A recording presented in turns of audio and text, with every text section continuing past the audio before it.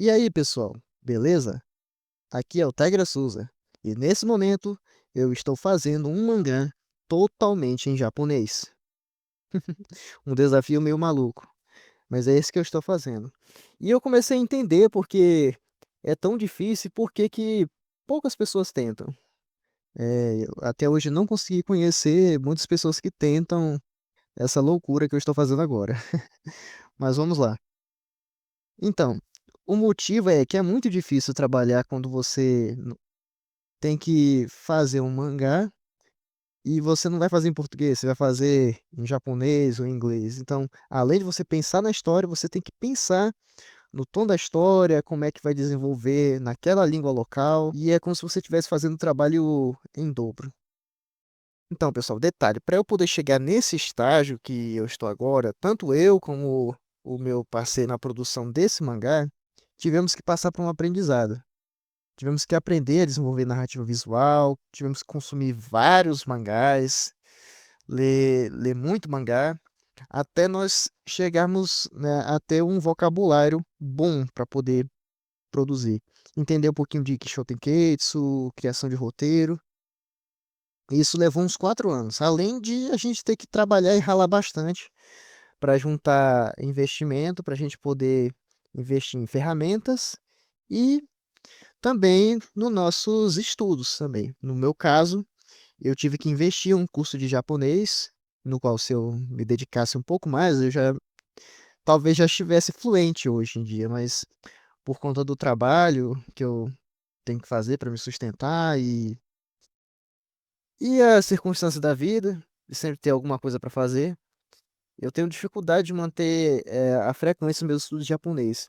Mas só com um pouco de estudo que eu venho tendo, eu consegui o suficiente para eu conseguir trabalhar em tradução, com a ajuda de inteligência artificial e o DeepL Translator. Eu vou explicar os detalhes aqui para vocês. Primeiro eu vou abrir minha tela e mostrar para vocês como é que está o storyboard nesse momento. No último vídeo eu mostrei para vocês o storyboard, mas ele estava com os textos todos em japonês e os textos estavam fora do balão, não é mesmo? Mas eu acabei chegando num problema junto com o artista, porque ele ficou com receio de produzir as páginas e não consegui colocar o espaço certo de colocar os balões. No início eu tentei falar com ele pra ele só deixar o espaço e eu mesmo colocar os balões do Clip Studio, mas depois de a gente conversar bastante, a gente percebeu que correria um risco ainda de tapar partes importantes da história com um balão que eu viesse a criar depois e ficasse grande demais. Então, para contornar esse problema, eu resolvi balonear logo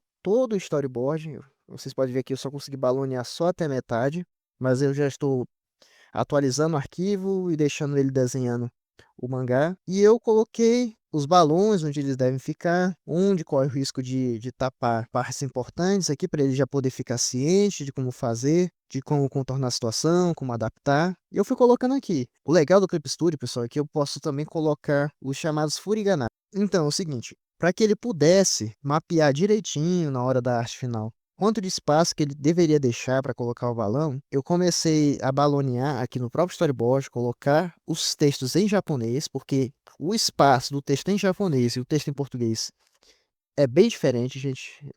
Pelo que eu observei, é uma diferença muito grande, porque os balões, quando estão em japonês, eles tendem a ser mais ovais e mais estreitos. Como vocês podem ver aqui, ó. Porque ele está sendo pensado para a linguagem japonesa. Se fosse em português, eles iam ficar um pouquinho mais arredondados aqui, mas aqui vocês podem ver que eles estão achatados, que eles são de cima para baixo que se lê, da direita para a esquerda. Diferente de nós, que é quer dizer, isso aqui é na vertical, nós trabalhamos com leitura na horizontal. Aí depois eu vou ter que ver como é que eu vou adaptar para quando eu for fazer a versão em português para publicar na Flipthrough, nos Zines e nas outras plataformas para ver como é que fica. Quando eu fui fazendo essa análise nos baloneamentos, eu fui percebendo como construir e, pessoal, não é nada fácil.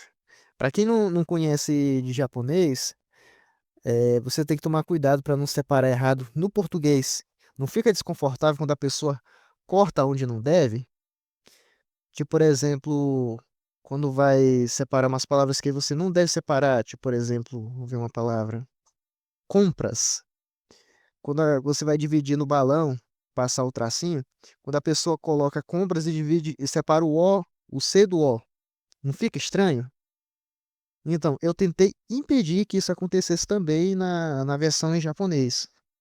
Então, como eu já tenho já um estudo básico, não digo avançado não, gente, que eu tô longe do avançado ainda, que eu tô ainda engateando no japonês. Eu pude entender aonde eu posso separar, que é o que nós chamamos de partícula. Eu não vou dar muitos detalhes aqui para não confundir, talvez vocês não vão entender, mas aqui, por exemplo, para separar, eu tive que separar entre uma partícula e o começo de outra palavra. Boku no saigo no negai o. Aí aqui eu dividi e joguei a outra parte para outra linha. Tada o keto te kure. E é assim que eu estou fazendo. Como é que eu estou fazendo a tradução? Na verdade, já traduzi todo o texto, galera. Já está tudo aqui, ó, no meu doc. Eu peguei todo o texto que eu tinha feito original em português e joguei no chat GPT para traduzir aos poucos. Claro que eu não peguei todo o texto do doc e joguei, não. Eu fui traduzindo grupo por grupo, página por página. Então, cada página que tinha uma quantidade de texto, eu jogava aqui e revisava. Por quê? Por mais que seja uma ferramenta boa e ele seja bem melhor do que essas ferramentas aqui de tradução automática, sempre vai ter algum errinho ou outro. Então, é importante você ter um conhecimentozinho básico de japonês para entender. Não só para isso também, porque quando a gente vai colocar personagens que aqueles tenham vida, eles têm trejeitos de se falar. Então, eu tenho que estar sempre revisando isso, falo que peço para IA corrigir, que não ficou bom assim. Tipo, por exemplo, no japonês, não é comum com pessoas próximas você ficar chamando ela de você. Ao invés de você utilizar a palavra você, você usa o nome da pessoa o tempo todo. Para nós, no português, soa muito esquisito, mas para o japonês faz todo sentido. Então, teve algumas vezes que a IA traduziu a fala colocando quando a Kaname, a mãe do Reiwa, o protagonista, utilizando anata, que significa você, aí eu percebi que estava errado. Eu pedi para corrigir e colocar ou algumas vezes eu perdi a paciência e corrigi eu mesmo digitava. E é assim que eu venho fazendo. E eu tenho utilizado o DeepL também para algumas palavras que eu tenho dificuldade de entender o significado. Por exemplo, quando eu tenho uma palavra completa, como essa aqui, ó, Moshi soredemo tarime no nara. Aí eu tenho dificuldade para entender esse kanji aqui. Tarime, tarime no nara. Aí eu entendi que é suficiente. Eu jogo aqui e aí eu consigo entender mais ou menos, me auxiliando na tradução e aperfeiçoando.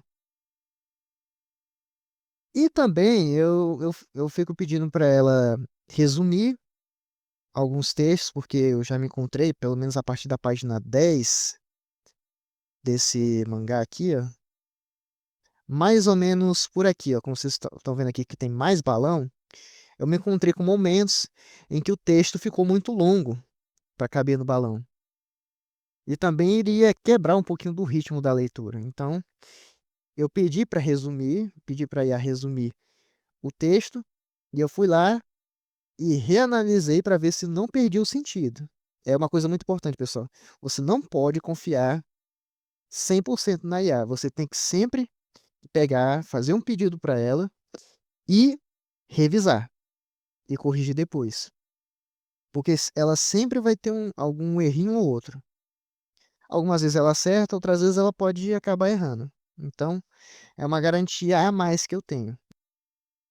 E é essa vantagem que eu consegui. Ela é uma boa ferramenta, mas você tem que tomar esse cuidado. Ó, e o que tem me ajudado bastante, como eu mencionei, é eu ter o conhecimento da gramática. Porque aí eu fico sabendo, sem precisar pedir para IA o tempo todo, como é que eu divido isso em linhas? É demorado porque ela tem um período ali para carregar e eu preciso ter velocidade na produção. Então, se eu já entendo aqui, ó, por exemplo, aqui isso aqui é uma frase inteira. Eu já entendi aqui, ó. Dois no. O no é uma partícula. Aqui eu já entendi que eu posso dividir aqui.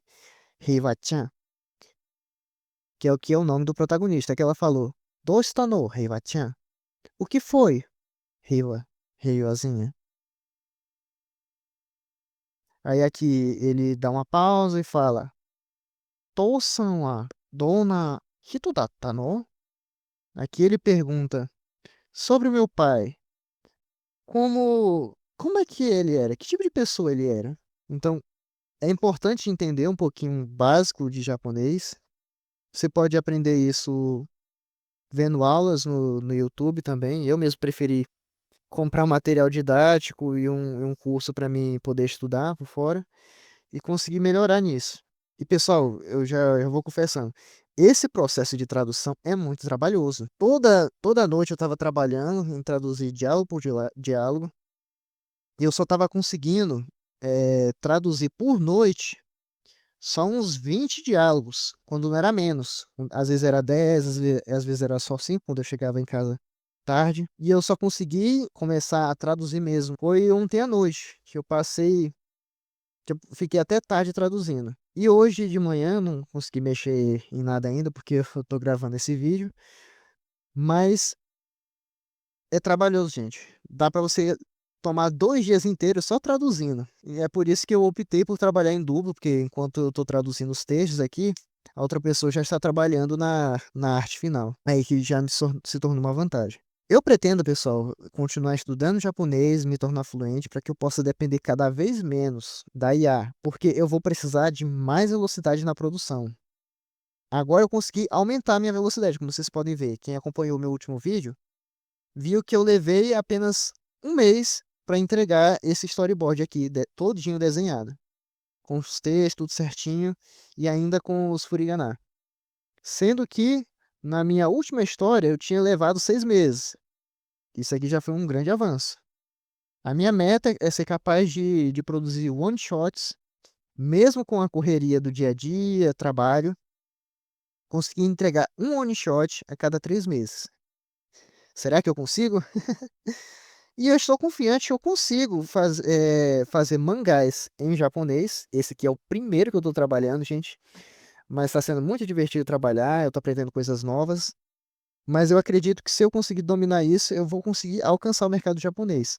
Seja publicando por uma editora, eu penso mais em alguma pequena ou média. E eu tenho um objetivo de no futuro me sustentar só com isso. Bom, mas pelo menos eu vou tentar, né? E aí, ficou curioso? Acha que eu consigo fazer um mangá em japonês, bater essa meta e entrar para o mercado japonês?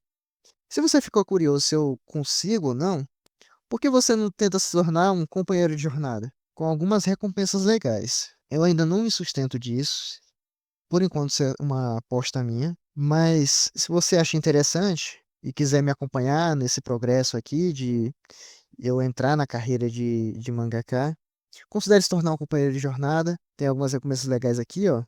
Por exemplo, você entra para a lista de agradecimentos aqui no meu canal no YouTube, seu nome aparece na página final de produção e você tem acesso antecipado dos one shots antes mesmo de eu mandar aqui no Brasil. Além de artes exclusivas, grupo no WhatsApp exclusivo. Se você não puder participar disso, você também pode ir aqui na descrição e ver um Live Pix e passar um valor sem compromisso nenhum.